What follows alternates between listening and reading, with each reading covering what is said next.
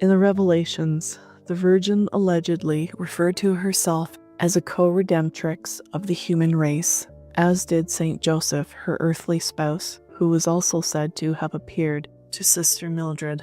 The revelation from Joseph, if authentic, could well be the most important associated with this hidden saint, and may indicate an era in which he will take a much larger role. It is the first time we know of that he too is described as a co-redemptor, and seems to place that title in a new context. "My heart suffered with the hearts of Jesus and Mary," said Joseph in 1956. "Mine was a silent suffering, for it was my special vocation to hide and shield, as long as God willed, the Virgin Mother and Son from the malice and hatred of men. The most painful of my sorrows was that I knew beforehand of their passion, yet would not be there to console them. Their future suffering was ever present to me, and became my daily cross. I became, in union with my holy spouse, co-redemptor of the human race. Through compassion for the sufferings of Jesus and Mary, I cooperated as no other in the salvation of the world."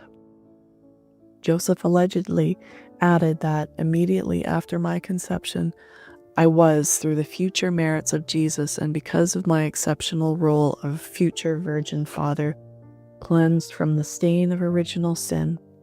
I was from that moment confirmed in grace and never had the slightest stain on my soul. This is my unique privilege among men.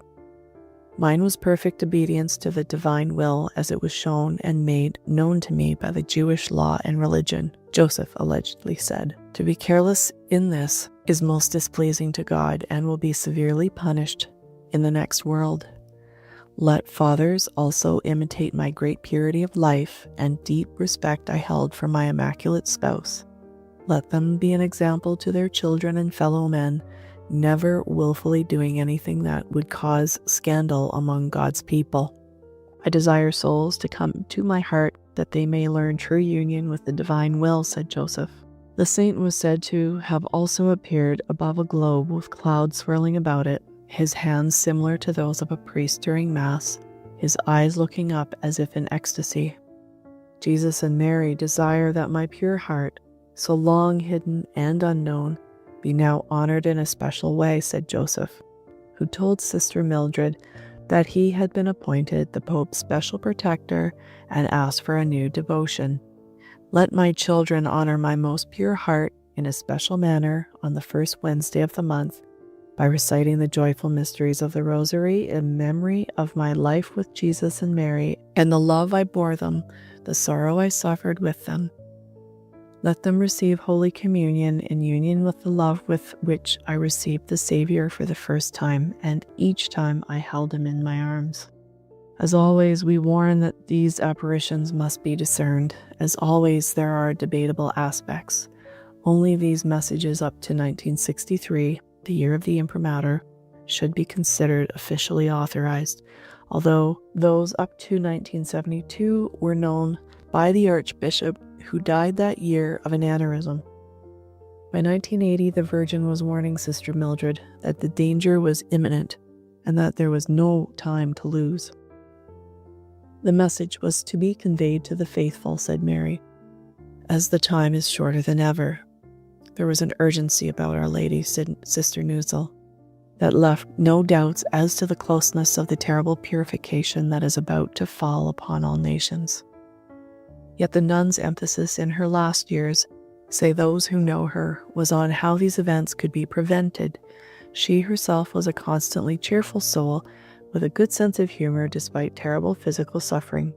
She said that if the world would listen and do what God asked, everything would be fine. One of her close friends, Sister Joseph Therese, told Spirit Daily. But if they didn't, something eventually was going to happen. With all the abortion and that, God isn't going to take that. She was concerned about the whole world and America leading the world. The impurity of the youth, she was very concerned about that. It is the United States that is to lead the world to peace, the peace of Christ, the peace that he brought with him from heaven, she quoted the Virgin as saying. Dear children, unless the United States accepts and carries out faithfully the mandate given to it by heaven to lead the world to peace, There will come upon it and all nations a great havoc of war and incredible suffering.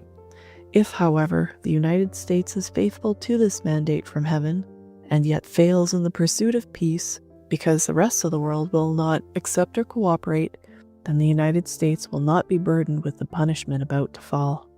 It is the darkest hour, said another approved message, but if men will come to me, my immaculate heart will make it bright again with the mercy which my Son will rain down through my hands. Help me save those who will not save themselves. Help me bring once again the sunshine of God's peace upon the world.